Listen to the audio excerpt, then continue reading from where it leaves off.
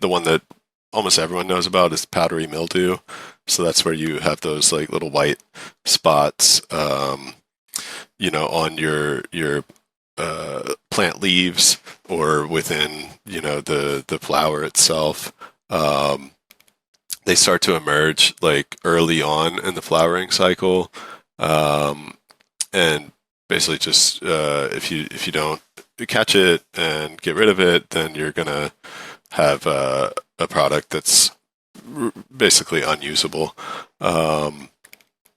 So generally spread through clones and just sharing. It's also a fungus, and what has been kind of debated about powdery mildew is, is it only on the surface of the plant, or can it be found inside of the plant itself? And so there's evidence that it can vascularize into the plant tissue. So even if you don't have any visible symptoms of it, we recommend testing, especially if you're like in kind of a humid environment where that fungus can more easily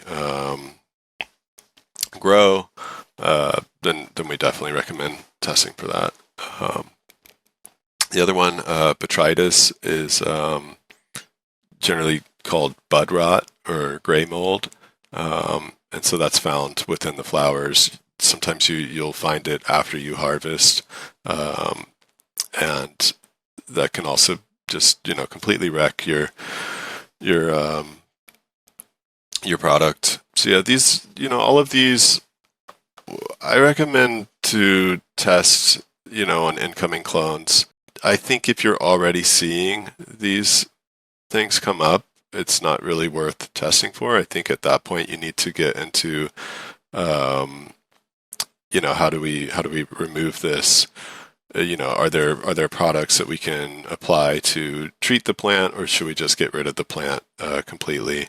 For the powdery mildew, you hear people trying to wash it off. If you do a search on YouTube, wash powdery mildew, Jorge Cervantes put out a video 13 years ago, and I remember when he put this one out because it caused a lot of controversy, where I think he's doing some sort of hydrogen peroxide solution, and he's harvested the plant, now he's washing it in this solution, and then he's hanging it to dry after the fact.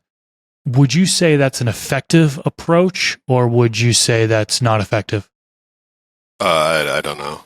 Not sure. I think if you're dealing with a fungal thing like powdery mildew, I wouldn't want any moisture.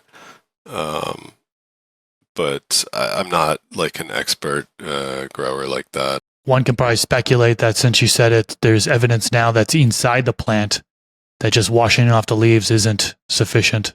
Right, exactly. Yeah.